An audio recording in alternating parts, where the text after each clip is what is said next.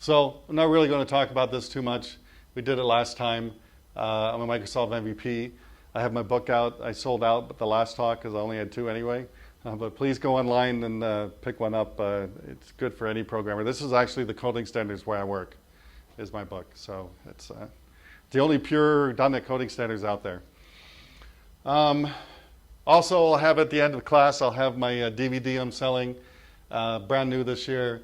It's packed full of all the sessions I did last year, a video of all the sessions I did last year, high-res video, and all the slide decks from last year and this year, demo projects from this year, last year, all my .NET interview questions, which I passed around last time.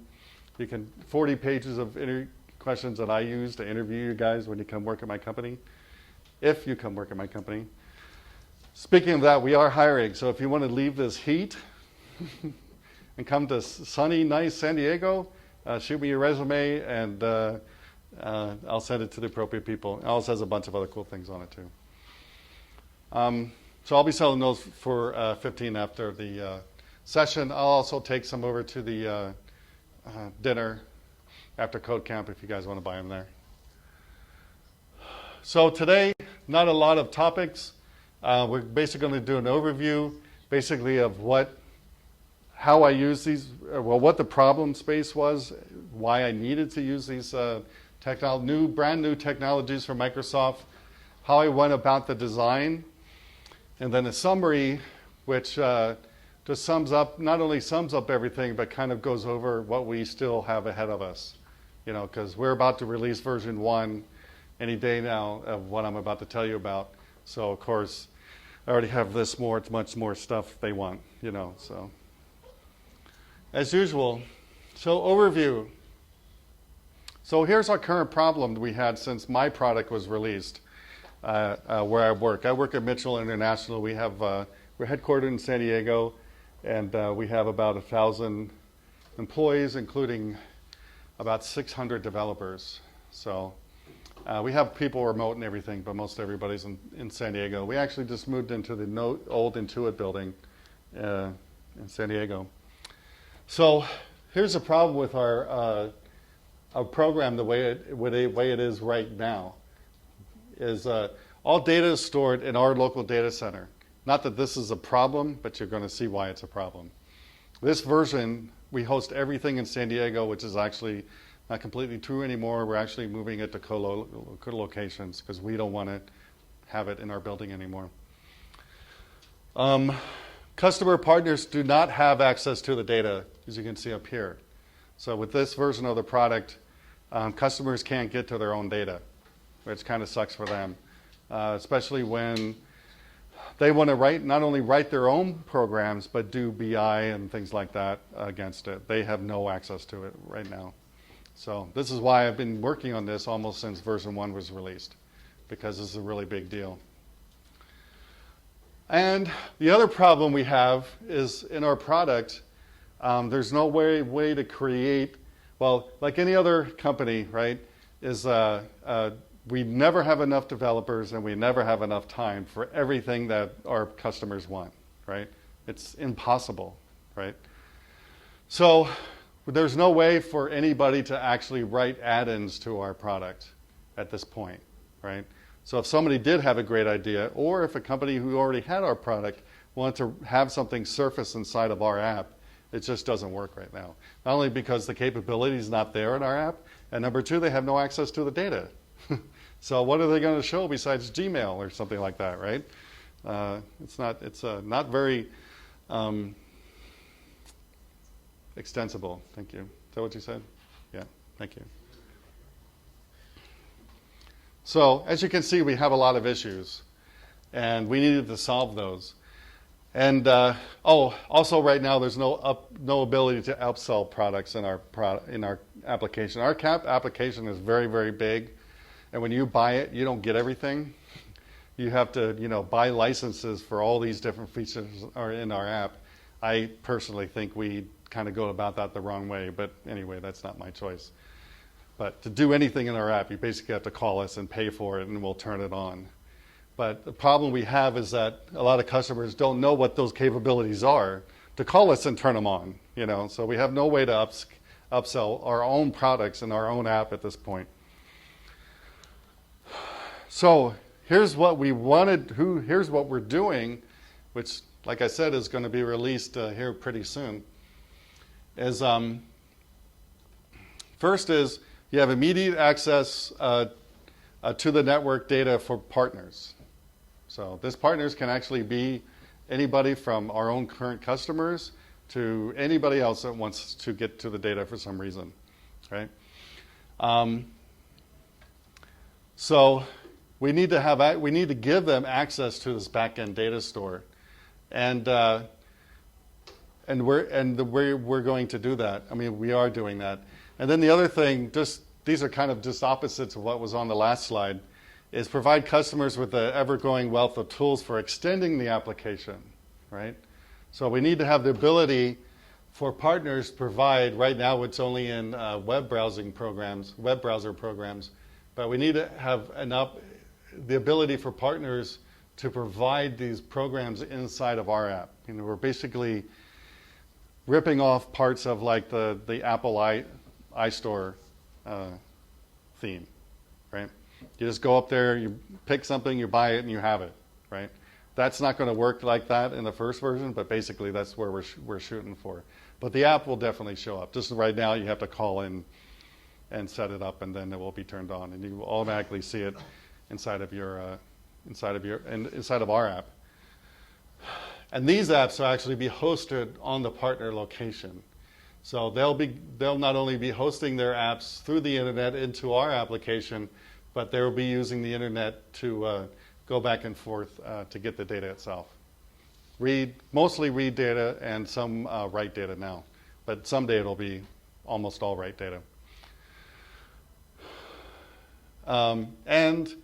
And of course, because we are using REST and what we learned about in the last class, this will work with any device, and we have an iPhone app coming out now too that uses the exact same things I'm going to be talking to you about. There's no difference.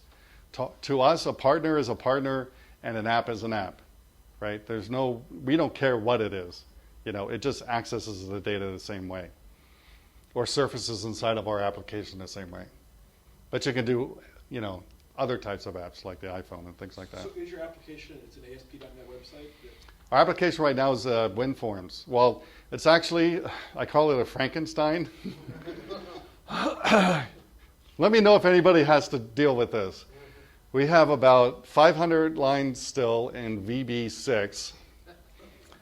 Then, until recently, we were writing everything in WinForms, and now our shell of our app is now WPF.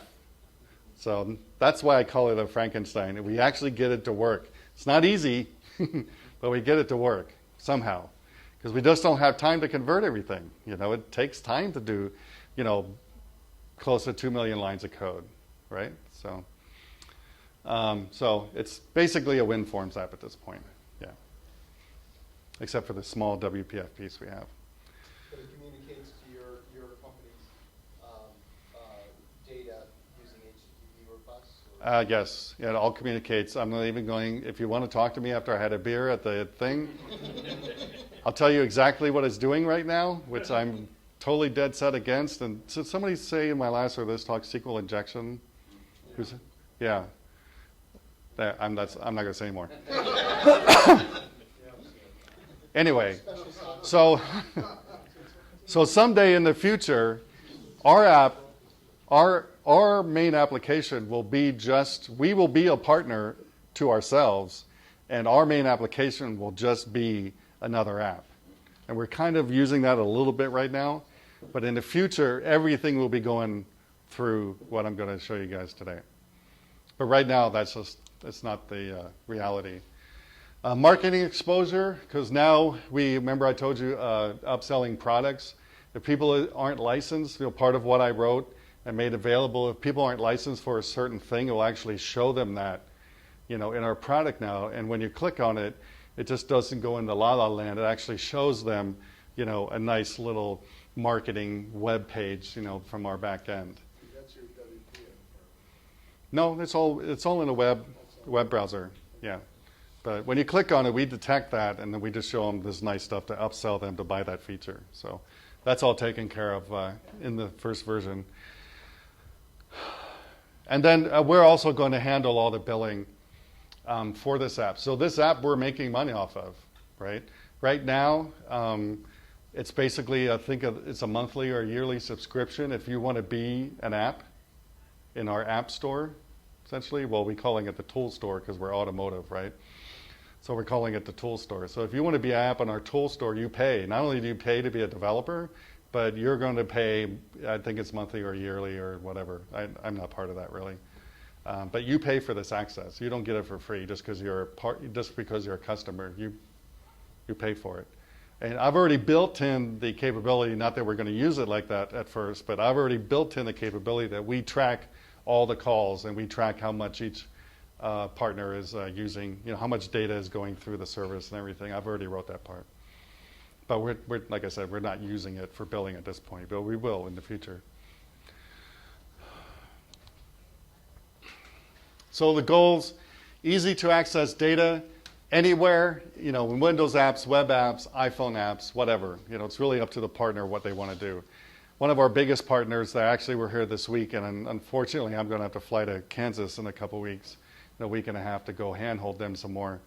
But they have a Silverlight app, that's really custom to their 250 repair shops to print, forms and all kinds of other stuff. So they've partnered with another company to retrofit that app to basically use this model I'm going to be teaching you guys about.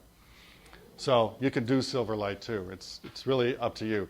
What we host inside of our application right now is purely just web apps. Someday in the future we'll change to more Windows, WPF apps, but right now, because of time constraints, it's only web apps. And of course we track usage. I've already wrote this, and I've already wrote the part that tracks abuse too. People are really doing stupid things and bogging down our servers. But with that in mind, what we have right now is really cheesy, get it done kind of stuff. But we wanted to prove that this will even work before we spend some money on it.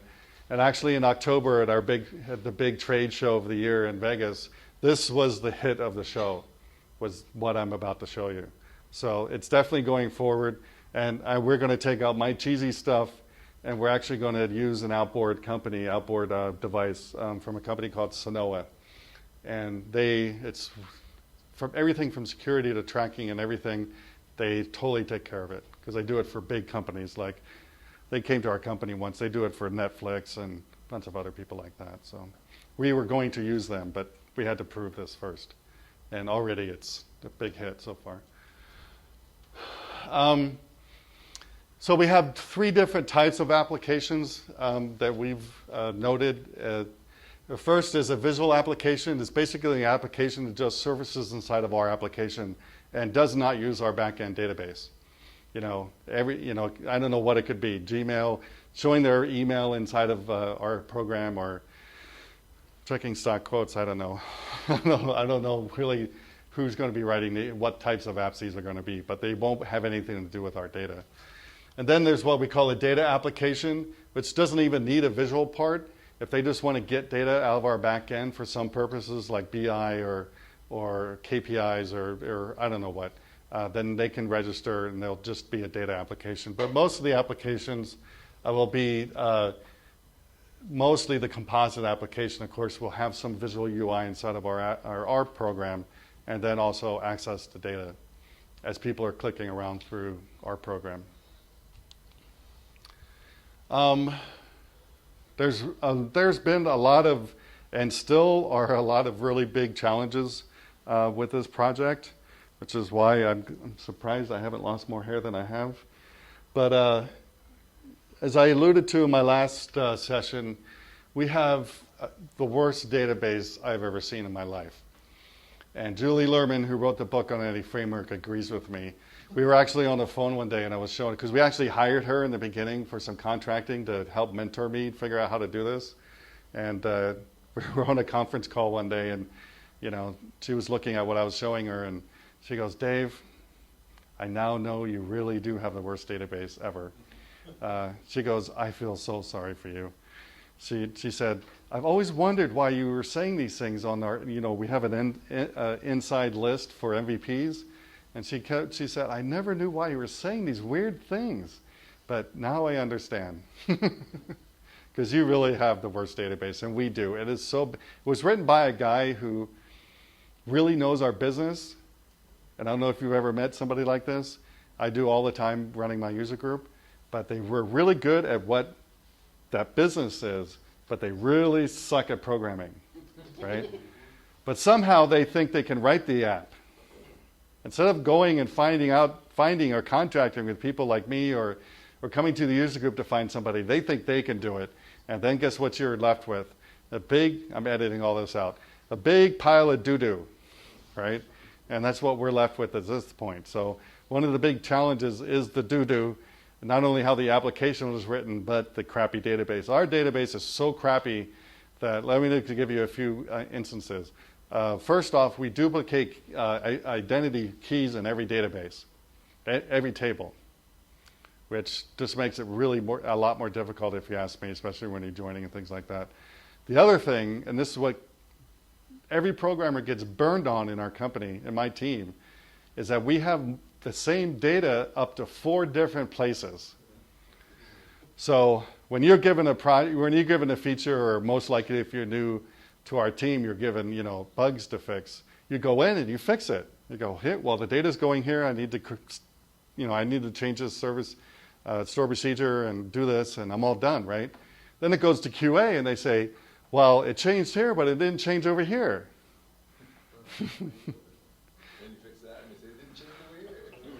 Right, exactly. So I've seen it up to 4 different places in our database, the same exact data.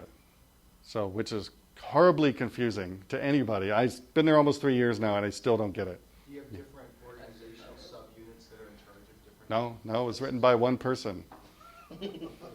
Well, because if you had that similar, because I actually have seen situations where you have that situation, but it's compounded by the fact that you have different organizational subunits that own the different repetitions of the data, and they always have these arguments about whose list is better, Yeah. or whose list is more accurate, and that makes it almost impossible. Thank God we've kind of been enclosed until after the release of the first product version, so we haven't been exposed to that. But it is getting worse. That is getting worse, right? But in the beginning, no, we don't have that. It's that one guy who did it. And the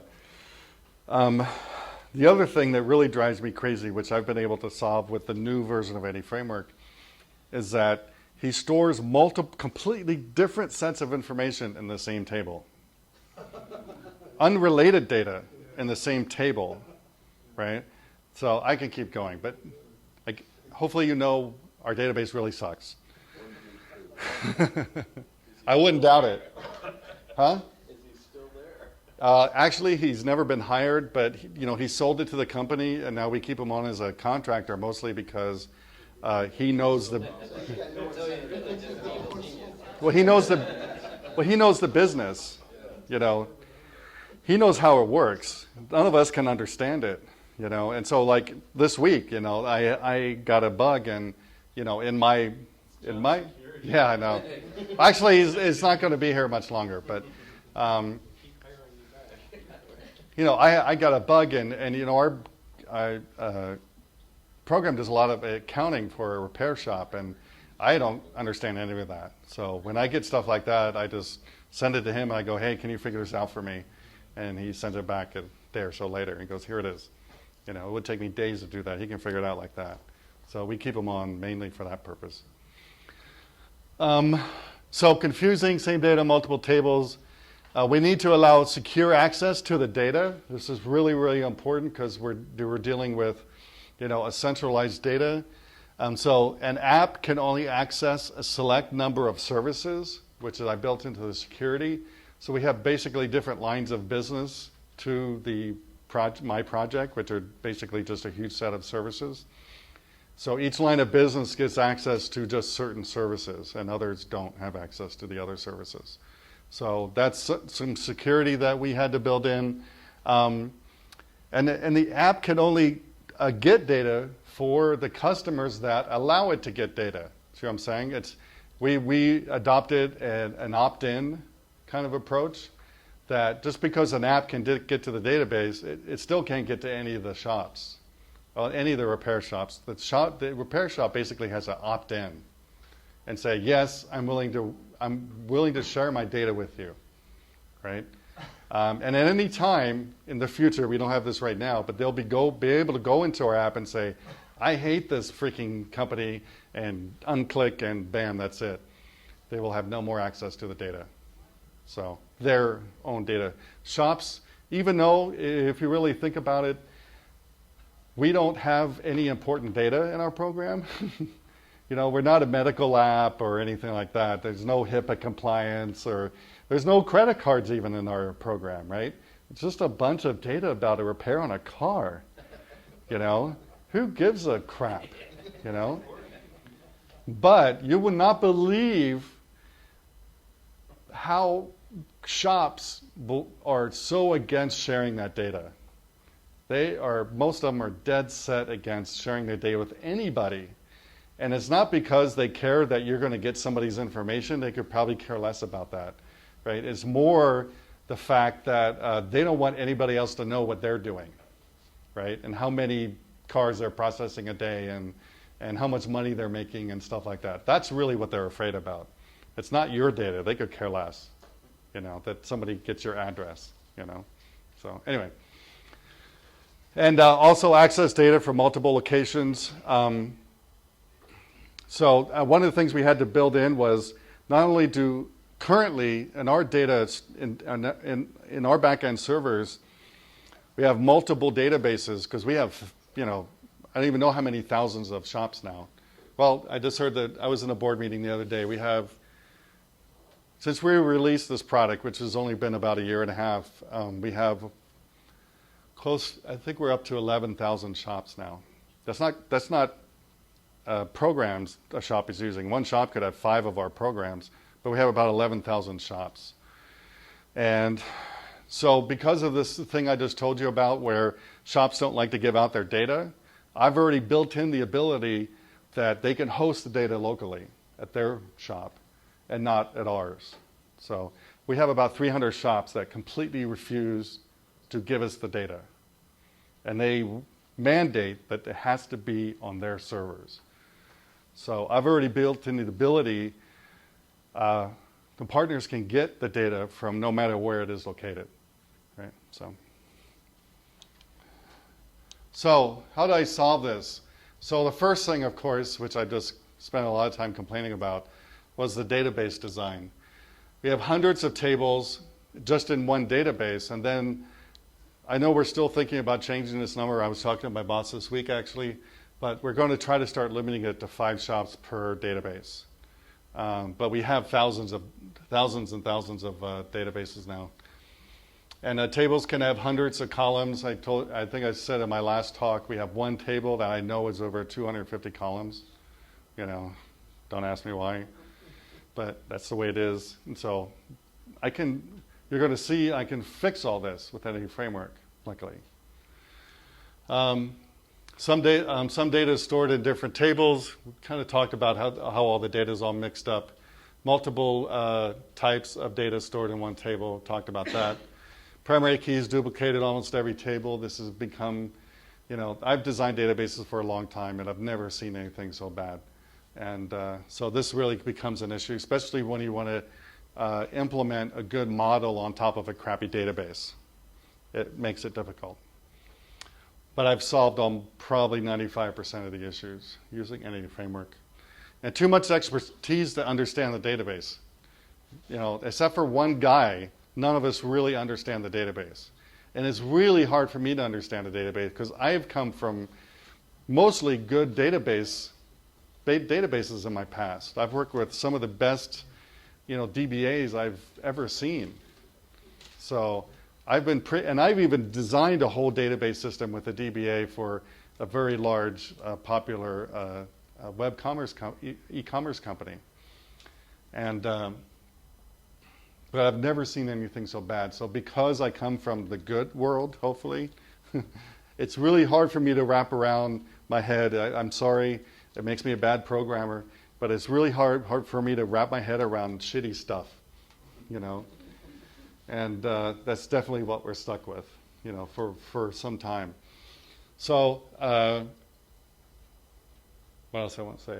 Shitty stuff. Okay. So the solution really that I've came up with Julie's help actually, was I designed basically a database model of how the data really should look. How this guy should have wrote this, I don't know how many years ago. How he should have wrote the database tables. So I created a good model, as good as I can. Like I said, it's about 95, I'm 95% happy with it. I've created a good data model on top of the crap database, right? Getting rid of a lot of these duplications. You know, if, let's say, for example, if vehicle information is stored in 4 different freaking tables, right? I basically come up with what I call the master table, which in this case is the vehicle table. Why you would store vehicle information in any table that then says the vehicle table is beyond me, but that's what happens. So anyway, for me, what I call the master table is the vehicle table, and that's the only one I expose, right? All these other ones that have data, I don't give a crap about, right? Except for inserting. And I can fix that with Wcf Data Services, okay? But my model contains what I call the true data of where it really should reside, okay? I have, so I created a really nice object model on top of our crap database. It's really easy for any new programmer now to come in and understand, which is one of the important things I said in my last talk about any framework in and of itself, you know, is creating good models that people can understand. So what Julie and I came up with really is how the only way we could solve this until we change out the underlying database, which I wish we could do today, but it's just not a reality in business, is we basically don't go after any table, right? We use only views for getting the data, okay? So this allows creating data structures that make more sense and easier to use. So if I create a view, I'm trying to think of one. Anyway, if I create a view that it really makes more sense getting that data from multiple tables, I can do that, and it's represented as one view, which is essentially turns into one entity. Okay, see what I'm saying? The new version of any framework allows for splitting and combining data from tables. So remember when I said I have up to 4 completely different types of information in one table? Well, I can split those into multiple entities now with any framework 4. So it makes for, I can take that, you know, like for instance, an owner, I can yank that out of the table and create a view of it and then do that in any framework and forget all the other data that's in there because it doesn't make sense for an owner. And allows renaming of columns that don't make sense. And more importantly, in the views, I just don't even show columns I could care less about, right? So there's no extra data that is surfacing through the view and then through an entity, okay?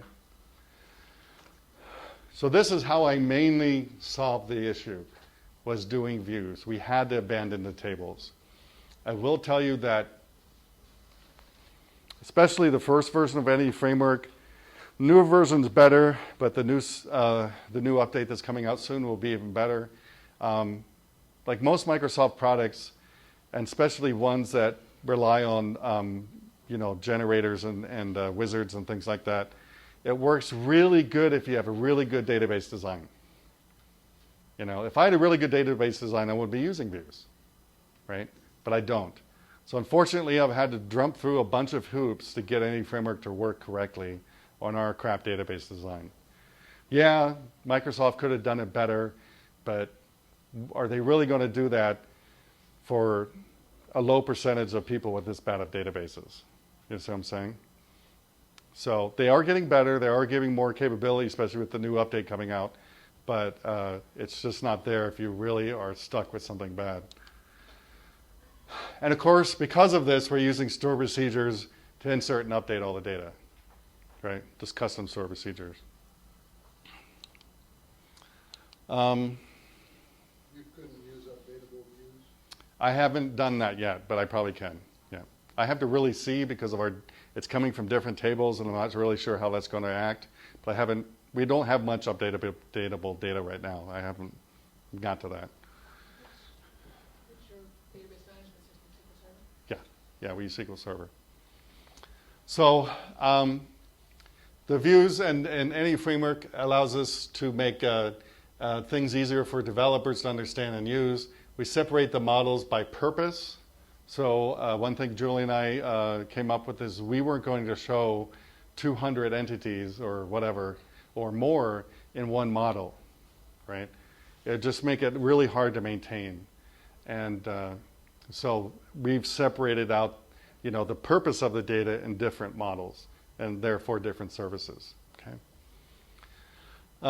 They're easier to deal with. Reuse views with different models. We actually do this, especially for like our main repair order view which is basically the root of everything that deals with repair order. We reuse those views in different models and just cut off the fields that we don't need. Remove properties that don't make sense. And like I already alluded to, we only do inserts and updates through the main entity. Even if that data, property or field appears somewhere else, we mainly have only one entity you can actually update it with, right? To get rid of this duplicate data crap and confusion. So where you're talking about reuse, then you're talking about use the same view, but then at the entity level, you cut the properties you want. Right. That one. Right, exactly. And to make it mainly a lot better to go across the wire and also easier to add our own custom functionality, we're using POCO T4 templates. There's a POCO, and there's an entity framework POCO generator that you basically, when you go to your data model, you say generate views or something like that. It allows you to pick either the POCO, the entity framework, or the self-tracking entities and create T4 templates that generate all your data access code in your business entities. So we use POCO because it's the lightest weight, and there's no stuff in it to do change tracking and stuff like that. So it's a lot smaller data in and out of our services, and then it's a lot easier for other programming other programming languages to use because it's not bloated with Microsoft stuff. So that's the one we use. That's really the one to go across the wire. And I'm going to show you how, a little bit painstakingly, the problem with any framework is that it basically sticks your business entities and your data access in one assembly, right? And since I'm a big proponent of N-tier development and things like that, that just doesn't work for me, right? Especially for reusing and sharing and things like that. So I figured out a way, and I'll show you the couple little hoops I had to jump through to get this to work. But I separated out these T4 templates in different assemblies. So I basically have a business entity assembly and a data access assembly, just like you're supposed to do. Okay. But there are a few little tricks to that, because out of the box, any framework or Visual Studio really doesn't support that. But you can do it. So here's my first demo of, I'm sorry, what was the demo? Oh, modeling the database and separating out using these T4 templates to separate out the data access and the actual entities themselves. Okay. So I'm going to bring up my project. Here's my client project. Here's my data project. So here I have my sales order. I fixed it up pretty much. Have my sales order detail. I have my one-to-many relationship. So here's my first model I'm going to show you, which is my sales order model in Entity Framework. And you can see the one small little one relationship I have on it. So in views, you have to manually create the relationships. They won't come up because you can't do relationships with views in SQL Server. And here's the other model I have. This is the customer model. This is kind of showing how I'm separating out the different types of data into different models instead of putting everything in one. So here I have my customer address and my address.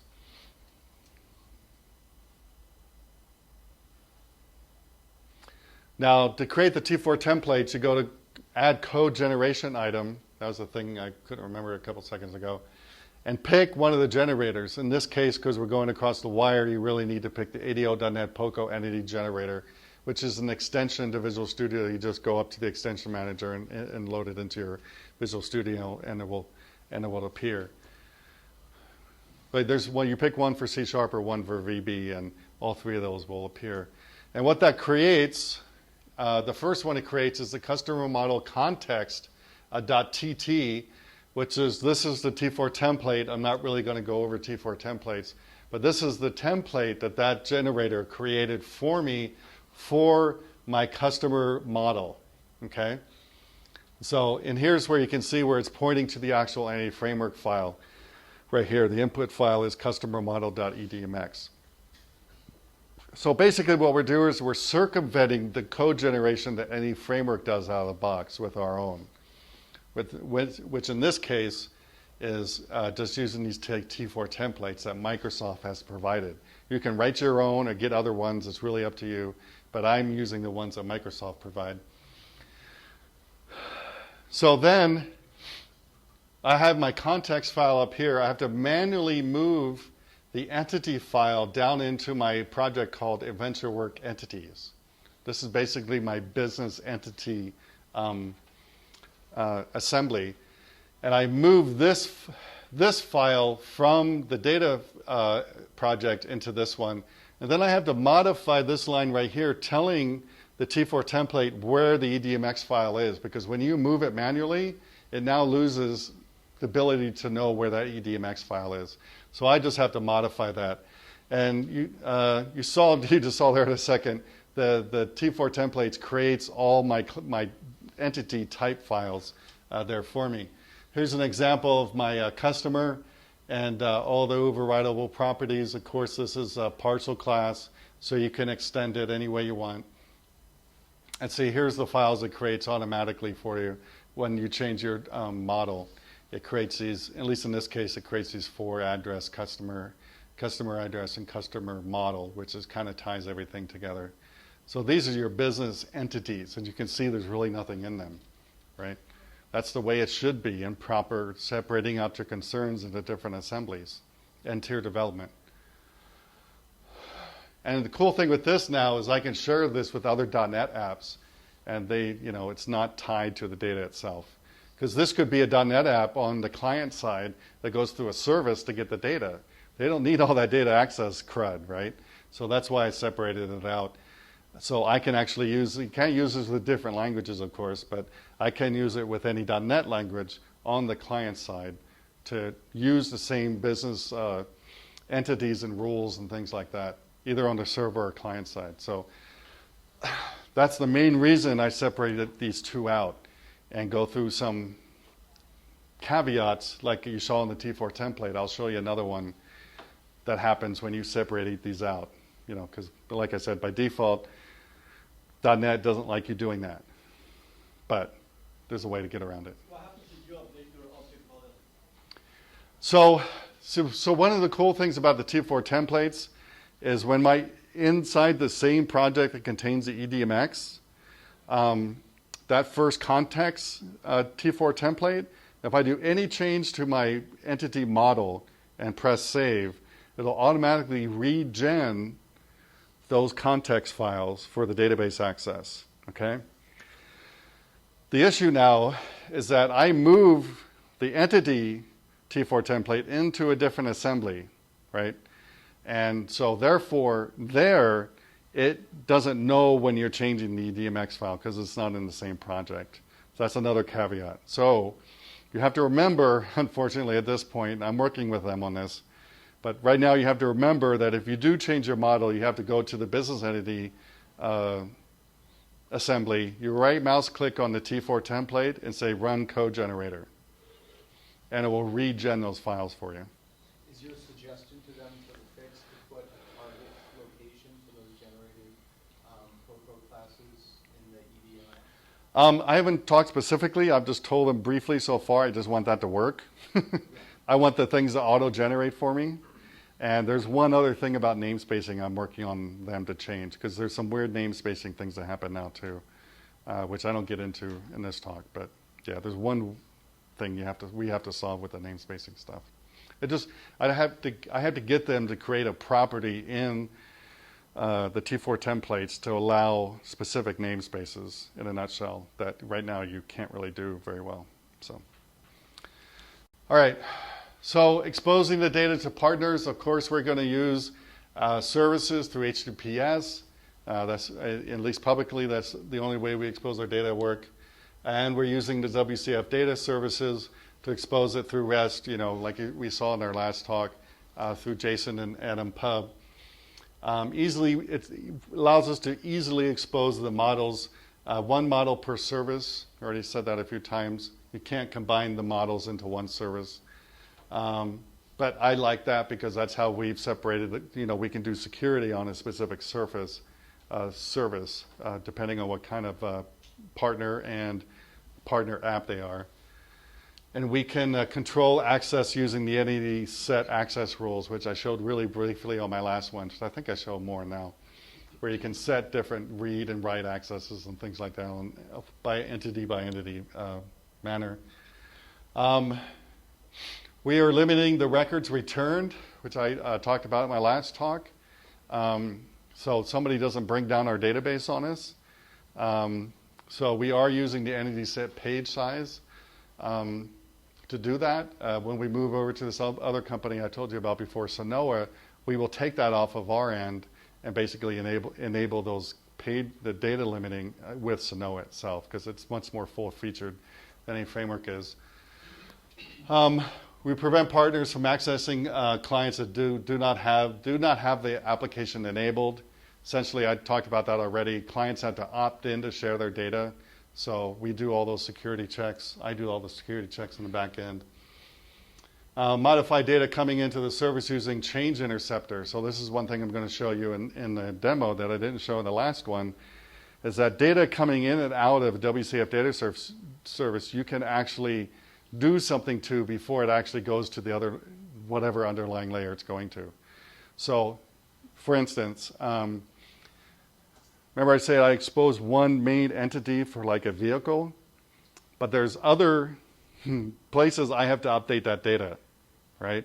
So I do that, on the WCF Data Services side, because when that vehicle data comes in, before it goes out down into the underlying querying providers, I then change those other tables as it's coming in. No developer ever has to worry about it ever again. I do that myself as part of my architecting. So I'm going to show you quickly how I use WCF Data Services to do this. Of course, this is not, again, I'm using AdventureWorks, so it's definitely not the full-blown. I can't show you my stuff at work, of course, because of confidentiality stuff. But I basically mimicked it. Actually, I use this demo that you can get off my DVD to prototype everything I'm using in my real project at work. I prototyped everything in this demo. So I'm going to add a WCF data service. Well, it's actually already there. I'm just going to show you how to do it. You do add item, add WCF data service, and then you name it. We'll create the WCF data service. We just saw that last time. And you can see here how I've set up the entity access right rules. So first off, here's my type I'm exposing. But of course, like I said before, I set everything to no access, which is the way you should do things in the real world. And then on entity by entity basis, then I give each entity whatever access I want to give it. In this case, I'm only doing read all, but I could say, read only or read write and things like that. The one other caveat I have to do to get this to work is this. I have to override the create data source, create my new context up here, and I have to point to one of the types in the assembly so all the magic happens correctly. Because I separated out those into different assemblies, that doesn't work anymore unless you do that. I'm also setting my page size to 50, so that means no matter what entity you get to, no matter what you ask for, you only get 50 records back at a time. And here's my intercept queries. Here I'm intercepting the data, and I'm basically saying, hey, don't send anything back unless it actually has sales order details. So you can see a really quick example there, how to use the change interceptors. And that's a query interceptor. This is a change interceptor. So when the data comes in, I can look at it and say, if it's an add or a change operation, I'm going to set the modified date to a UTC date, no matter what the client did, because they probably did it wrong. And I'm going to automatically do the subtotals. So here's I'm doing my subtotal, I'm doing my total due. And then I'm also have this demo thing here that if the ship date is further than today, then I'm going to send an email to the shipping department or something like that. So you can do those in the change interceptors. All you get is very, very extensible what you can do in the change interceptors to modify that data before it goes to the underlying layers. What am I doing next? Jeff forgot to take this off, so I had to block it out. It's actually one of our servers at work. So I guess that's it for that demo. So do you have any questions on how I did that? So I basically set the access rules. I set the paging size, right? And if they want more than 50 records, like if they want to get all the repair orders that a shop did in one day, which most shops don't do over 50 anyway, that's kind of why we picked the number. All they have to do is paging, right? So if they do a normal query, they get 50 back. But at the very bottom of that query is a URL to the next 50, right? And they just have to keep going on that URL until they run out. But we're limiting it to 50 back at a time. So it's not impossible to get the other 50 and all that stuff. And with REST, you can skip any number of records you want and get to another set of numbers. It's relatively easy in REST. When's this get over? Okay. So I heard clapping. I'm going. He's awesome. Okay, so the last thing we're going to talk about, and again, this demo is on my DVD if you want to get this demo and play with it. It comes with the AdventureWorks database install. You can check it out. So security, we have to limit partners to access only the data that they require. I've already said that before. First, here's all the validation steps I do. So first I have to validate that the call is actually from an authorized partner, right? So we use certificates and tokens, and I won't get into all that, but we're using, normal things to identify that a partner is who they say they are. Using a certificate or token, depending on the data they're requesting. Then I validate the client. So any call coming in from our program we generate a token, which is smaller than a cert, and so we validate that it's not only coming from us, but coming from an authorized partner. We have to validate the partner. The app actually has access to the service. So like I said, they can see in our SDK, they can see all the services we have, and they could go try to use them, but I limit that by when the call comes in. And then validate the client and app. So I validate the app, I validate the app is active, and I validate the app has access to the client data. So I do all these validations essentially every call, unfortunately. We're going to optimize that later, but right now this is what's happening. It's like 4 security checks for every call that's coming in.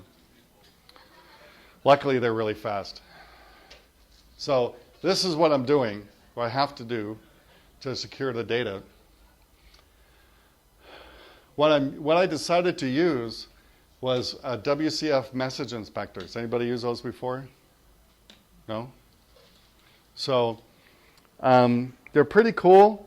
It's not part of Wcf Data Services. It's actually part of WCF. Okay, that you can do this on any WCF service. But I basically intercept the service call before it hits my WCF data service, right? Because I'm really, really big on not duplicating code. So I could have put all this code in every service, right? This validation code. I probably write some common stuff and call that from every single service. But I think I'm up to 16 services now. And I hate duplicating code with a passion. So I didn't want to write the same thing or even call the same thing from 16 different services, right? I wanted one place above that call to do the security checks. And that's what WCF message inspectors allow you to have. It's when the message first gets into the service layer, before it gets to WCF, data services, okay? So I intercept the calls before it hits a service.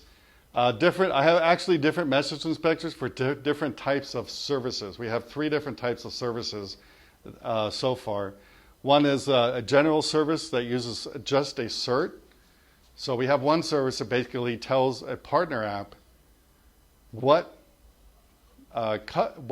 repair shops they have access to.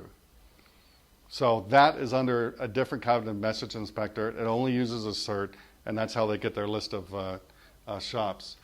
The one that we use most everybody uses is the client data services uses a token. So either us or the partner has to generate a token based on their cert, and that comes into me, and then I inspect that to make sure that they are who they say they are the app they say they are, and things like that.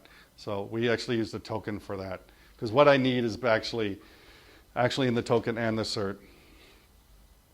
And then we use authentication done by calls to the back end. So this is really a different message inspector we use for our program itself. It's separate from the partner stuff, because our program doesn't have to go through so much security to get to the data than everybody else does. So we have a different authentication for that. And I also use this to do my logging.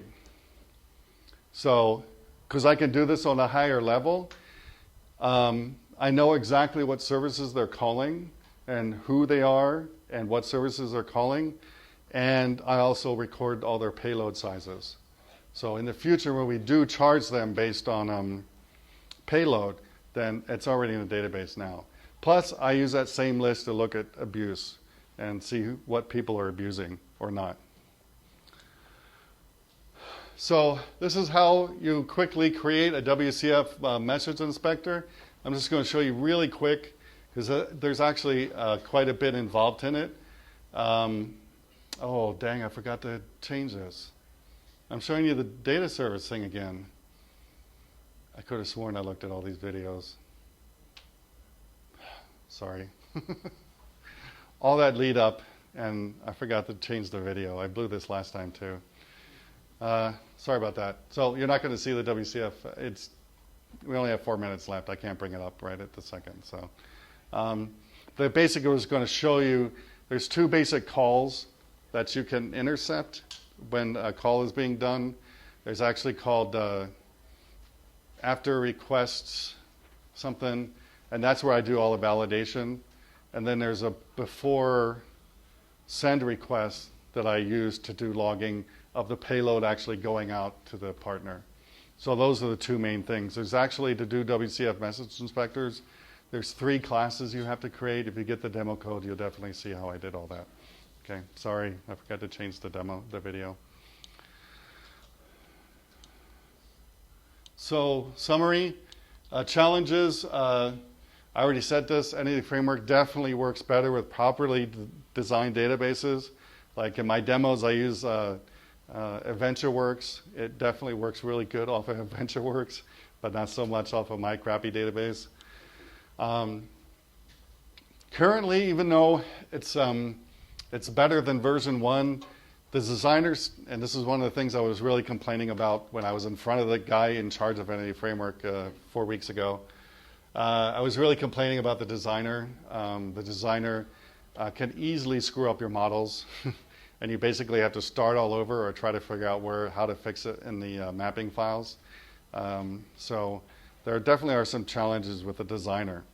So especially if you're going through lots of changes. Now I'm okay because we're about to release and I haven't really changed the models. But back in early development, I was doing lots of changes and running into lots of issues. So luckily, again, this is a whole nother talk maybe I'll do next year. But there's something really cool coming out any day now from any framework in the new update. If you guys might have heard here, it's called Code First. So you basically skip that whole designer that you saw, and you basically hand code your types, which is good and bad. When you're trying to get something out really quick, it's not that good.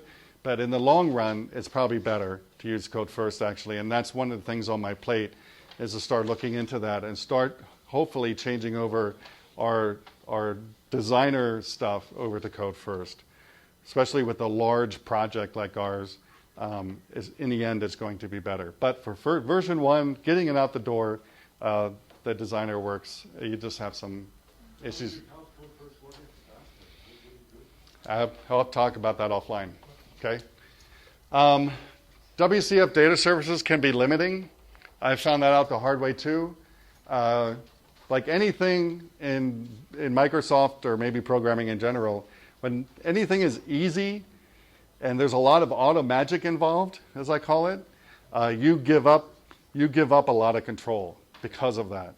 Because Microsoft is doing a lot of the work for you on top of, underneath the covers, you don't get access to some of the things that you could have if you wrote this all with just WCF manually. And I looked into how doing REST in WCF, and believe me, it's not easy. And that's why we went this route again to get this out, right? So when you get a lot of auto magic, you give things up. And you just either have to deal with it or work around it, which we are at this point.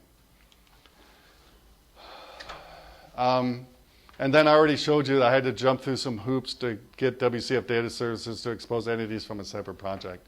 It's just not made to do that. And I had to do those 2 little things that I told you about to get that to work.